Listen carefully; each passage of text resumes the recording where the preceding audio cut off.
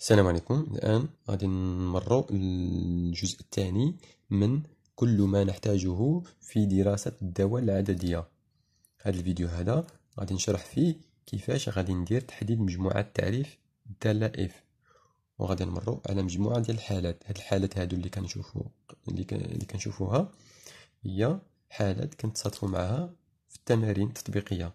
أول حاجة نعتبر هاد A كنكتبو على هاد الشكل، يعني دالة حدودية.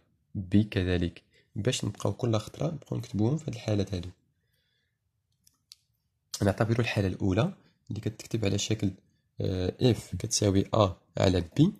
هاد الحالة الأولى شنو هو الشرط اللي خصنا نلقاو باش نحدو مجموعة التعريف ديال هاد الدالة هادي؟ أول شرط شنو أول حاجة شنو كنكتبو دي دو اف، يعني ديفينيسيون ولا دومين دو ديفينيسيون إيتيغال بين قوسين x ينتمي إلى r خط ولا سلاش b يخالف صفر، يعني المقام دائما خصو يخالف صفر. الحالة الثانية جذر مربع a، والجذر مربع a نفس الشيء كنديرو دومين دو ديفينيسيون كتساوي أن x ينتمي إلى r، والشرط شنو هو الشرط اللي خص يحقق في هذا الجذر مربع ديال ا؟ جذر مربع ديال ا اول حاجه شنو عندنا؟ ا خص يكون اكبر او يساوي صفر. هذا هو الشرط، خص يكون هذا اكبر او يساوي الصفر. عندنا الحاله الثالثه الحاله الثالثه التي تكتب على شكل f كتساوي مثلا a على جذر b. هذه هي الحاله الثالثه. في الحاله الثالثه هذه شنو خصنا نديرو؟ كنكتبو نفس الشيء، كنكتبو نفس الشكل، كنكتبو دي دو اف كتساوي أن x ينتمي إلى r، وماذا؟ شنو عندنا؟ عندنا الجذر وفي المقام. عندنا في الحالة هذه عندنا الجذر مربع ولكن راه في المقام. شنو درنا في الأول؟ في الحالة الأولى عندنا المقام يخالف الصفر والجذر خصو يكون أكبر أو يساوي الصفر. شنو غادي نديرو دابا؟ غادي نديرو أول حاجة عندك b راه في الجذر وفي المقام، دونك غادي نكتبو عندك b أكبر أو يساوي الصفر. علاش دابا درنا هنايا أو يساوي الصفر؟ حيتاش عندنا في الأول أن الجذر مربع خص دائما يكون أكبر أو يساوي الصفر، ولكن خصنا نزيد واحد الشرط آخر. شنو هو؟ عندك بي راه في المقام، دونك هو بي يخالف الصفر. ملي كنقولو بي يخالف الصفر و بي أكبر أو يساوي الصفر كنكتبوهم في واحد الشكل، كنكتبو بي أكبر من الصفر. دونك هذا هو الشرط. نمشيو للحالة الرابعة. الحالة الرابعة شنو كتقول؟ كتقول كاين عندك جذر أ على بي اف دو اكس كتساوي عندك جذر مربع أ على بي. شنو نكتبو؟ كنكتبو دي دو اف كتساوي اكس ينتمي إلى ار. شنو عندك هنا؟ الجذر. نمشيو عند الجذر. شنو هو الشرط؟ هو أ أكبر أو يساوي صفر و بي خصو يخالف الصفر. علاش؟ حيتاش راه في المقام، عندنا بي راه في المقام. نمشيو للحالة الخامسة. شنو كتقول هاد الحالة الخامسة هادي؟ كتقول إلا كان عندك مثلا اف كتساوي جذر ديال أ على جذر بي. جذر أ على جذر بي. في هاد الحالة هادي شنو غادي نديرو؟ غادي ناخدو نفس الشروط اللي عندنا هنا نطبقوهم على هادي. شنو عندنا جذر أ شنو هو؟ راه في البسط، دونك غادي نكتبو دي دو اف اكس ينتمي إلى ار بشرط شنو خصني يكون عندنا؟ أ أكبر أو يساوي صفر و بي شنو خصو يكون عندنا هنايا؟ واش يخالف الصفر ولا أكبر قطعا من الصفر. مزيان، عندنا أكبر قطعا من الصفر، يعني عندنا هنا أكبر قطعا من الصفر. دونك الحالة السادسة تقريبا، الحالة السادسة والحالة الخامسة تقريبا كيتشابهوا، ولكن حنا نمشيو حالة بحالة حسن باش ما نطيحوش فشي مشكل. الحالة السادسة نديرو جذر مربع ديال أ على بي، جذر مربع ديال أ على بي اللي غادي نكتبو دي دو اف ديالو كتساوي دي دو اف كتساوي اكس ينتمي إلى ار، بشرط خصنا شنو يكون عندنا في هذا الشرط هذا. مزيان، خص يكون ما بداخل الجذر خص يكون أكبر أو يساوي الصفر. دونك أ على بي أكبر أو يساوي الصفر. وواحد الشرط آخر، خص يكون المقام مزيان يخالف الصفر. مثلا نديرو الحالة السابعة والأخيرة. مثلا عندنا اف دي اف كتساوي إلين دو أ، إلين دو أ، هاد أ وعدد دالة حدودية. اش غنديرو؟ أول حاجة نكتبو هاد السطر، نكتبو دي دو اف كتساوي اكس ينتمي إلى ار. نطرقو لهاد إلين هذا، قلنا الإلين باش ندرسوه ولا نكتبو باش نحدو مجموعة التعريف ديال الدالة اللوغاريتمية. شنو خصنا نديرو؟ ما بداخل إلين، ما بداخل إلين خص يكون أكبر قطعا من الصفر، يكون أكبر قطعا من الصفر. شنو غادي نكتبو؟ نكتبو في هاد الحالة هادي غادي نديرو إكس ينتمي إلى ار بشرط أ أكبر قطعا من الصفر.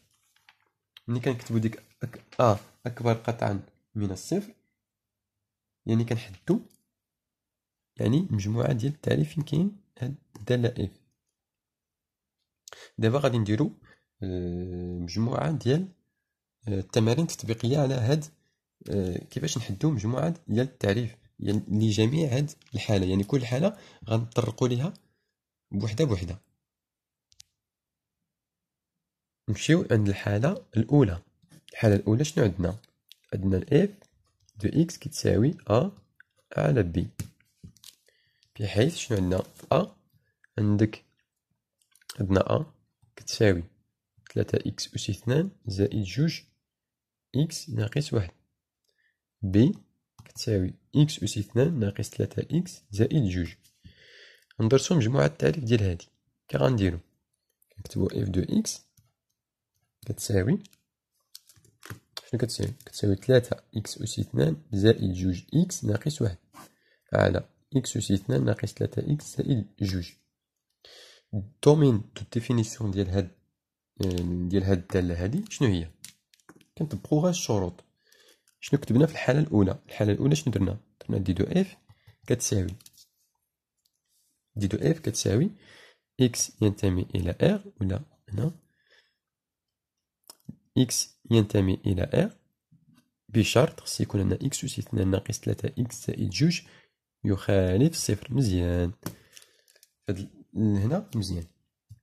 دابا كيفاش غادي نديرو هادي كتخالف الصفر؟ شنو هو مثلا كتشوفوا هاد العبارة كتخالف الصفر، يعني شنو هو العدد إلا جينا نعوضوه في إكس يخالف الصفر؟ في هاد الحالة هادي شنو غادي نديرو؟ غنكتبو إكس أس 2 ناقص 3 إكس زائد جوج كتساوي الصفر. علاش؟ غادي نشوفو فين كتنعدم.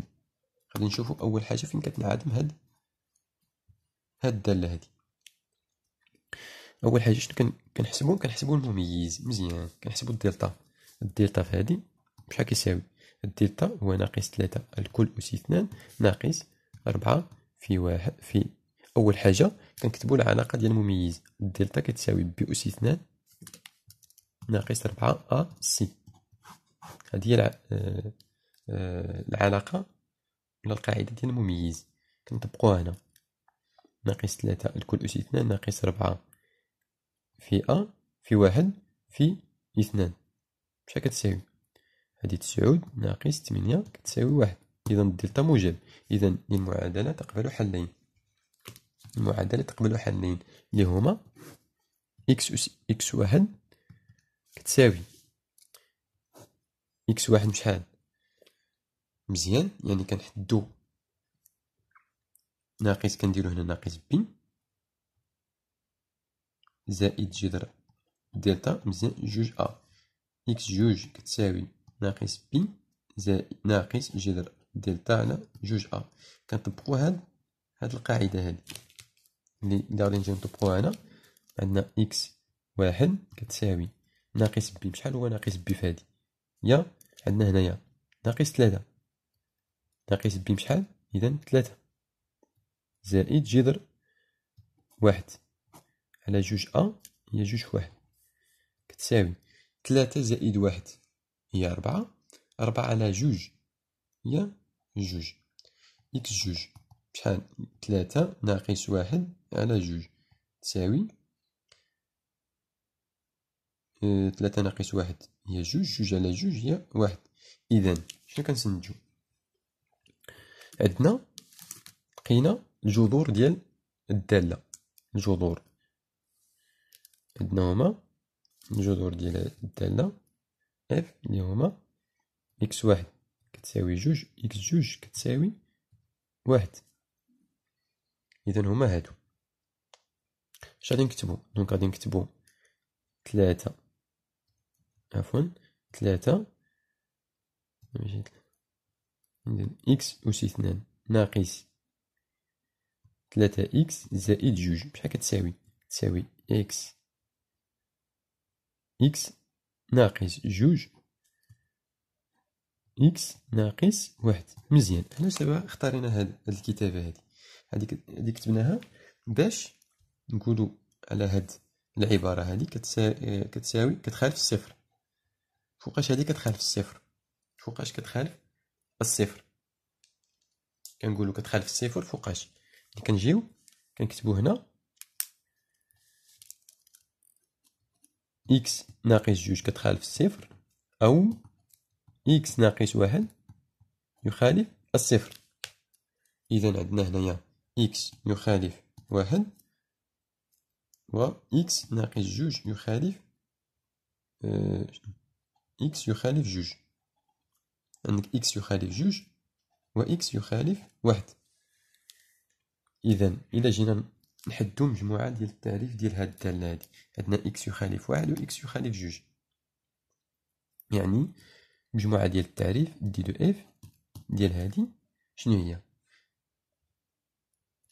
نكتبو دي دو إف كتساوي هي إر ناقص واحد و اثنان، أو كنكتبوها بهاد الطريقة كتساوي ناقص موان لانفيني حتى الواحد.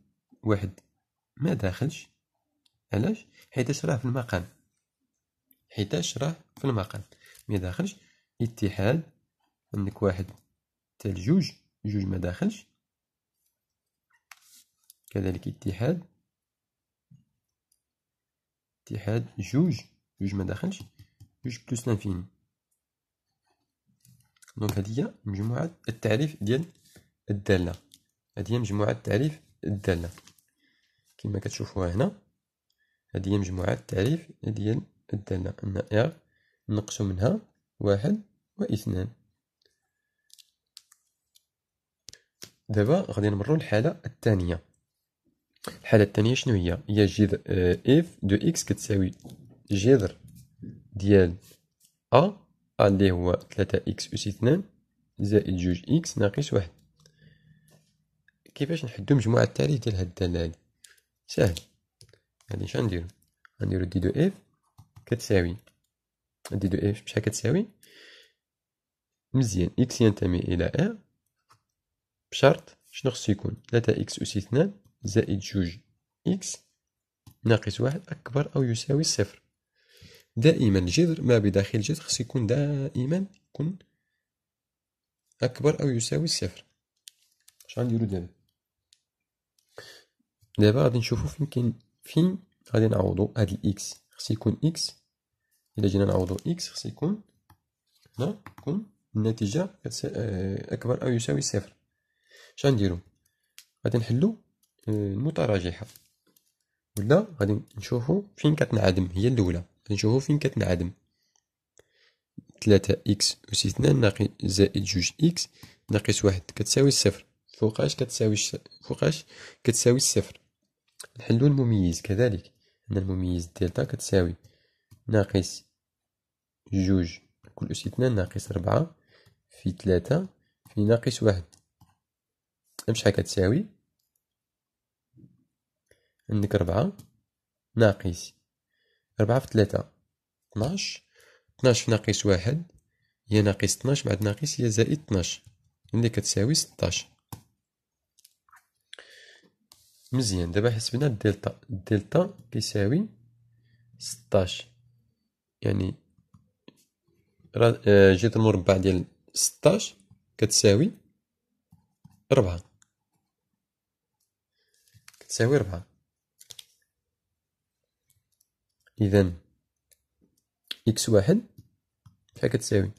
ناقص بي دائما فهادي ناقص 2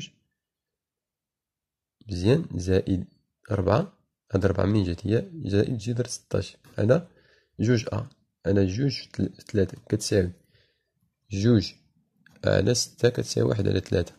إكس 2 بحال كتساوي ناقص 2 ناقص 4 على 2 في 3 كتساوي 6. إذا شحال عندنا هنا؟ ناقص 6 على 6 كتساوي ناقص 1.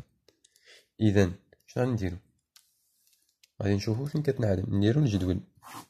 إذا هادي هي 3 إكس أس 2 زائد 2 إكس ناقص 1 ناقص موان انفيني بلوس موان بلوس لانفيني. شنو عندنا؟ ناقص 1 و 1 على 3. شنو كنكتبو؟ عندك ناقص 1 هنا 1 على 3 كتنعدم هنا. هادو هما الجذور ديال الحلول ديال المعادلة اللي عندنا. داخل جذرين شنو كنكتبو؟ داخل جذر عكس إشارة شنو هي الإشارة ديال هنا؟ بلوس. دونك كنكتبو ناقص، هنا كنكتبو زائد. إذا فوقاش كتكون هادي موجبة؟ إلا جينا نعوضو إكس بهادي، إلا جينا ناخدو إكس من هنا ومن هنا غنلقاو هادي موجبة. إذا مجموع التعريف ديال الدالة إف شنو هي؟ هي ناقص موان انفيني تال ناقص 1. 1 داخل ولا ما داخلش؟ داخل. مزيان. علاش؟ حيت درنا هنايا أكبر أو يساوي، دونك داخل. اتحاد 1 على 3 تال بلوس لانفيني. دونك هادي مجموعة الدالة ديال دومين دو ديفينيسيون ديال الحالة الثانية. نمشيو دابا الحالة الثالثة. الحالة 3 اللي درنا. الحالة 3 شنو هي؟ هي اف دو اكس كتساوي أ على جذر بي. إلا جينا نعوضو ديك أ ديجا كتبنا القيم ديال أ و بي في دونك 3 إكس أس 2 زائد 2 إكس ناقص 1 على إكس أس 2 ناقص 3 إكس زائد 2. إذا باش نحدو المجموعة التعريف ديال هادي شنو غنكتبو؟ عفوا أنا عندنا الجذر هادي شنو كتبنا بأن الدومين دو ديفينيسيون ديالها هي إكس كينتمي ل إر و شنو هي؟ عندك إكس أس 2 ناقص 3 إكس زائد 2 شحال نكتبو؟ أكبر قطعا من الصفر. مزيان. علاش أكبر قطعا من الصفر؟ حيتاش راه في المقام. ملي كيكون في المقام خص يكون أكبر قطعا من الصفر كما شفنا في الحالات. باش نحلو هادي شنو غنكتبو؟ شنو نديرو؟ غنحلو هاد المتراجحة. يعني كنشوفو أول حاجة فين كتنعدم. شوفو إكس أس 2 ناقص 3 إكس زائد 2 كتساوي الصفر. دونك شنو غنكتبو؟ نكتبو أن الحالة الثالثة الحالة الثالثة عندنا إكس أس 2 ناقص 3 إكس زائد 2 كتساوي صفر. شنو خصنا نديرو؟ نحلو المعادلة. فين كتنعدم؟ نحلو الدلتا كتساوي ناقص 3 الكل أس 2 ناقص 4 في 1 في 2 كتساوي 9 ناقص 8 كتساوي 1. دونك الدلتا كتساوي 1. ملي كنلقاو الدلتا كيساوي موجب يعني دي المعادلة حلين هما إذا إكس واحد كيساوي ناقص بي اللي هو 3 زائد 1 على 2. إكس 2 كتساوي 3 ناقص 1 على 2 كتساوي إذا 3 زائد 1 4 4 على 2 هي 2 هادي 1. إذا فين كتنعدم؟ دونك نديرو الجدول الدالة إف لا نكتبو هاديك إكس أس 2 ناقص 3 إكس زائد 2.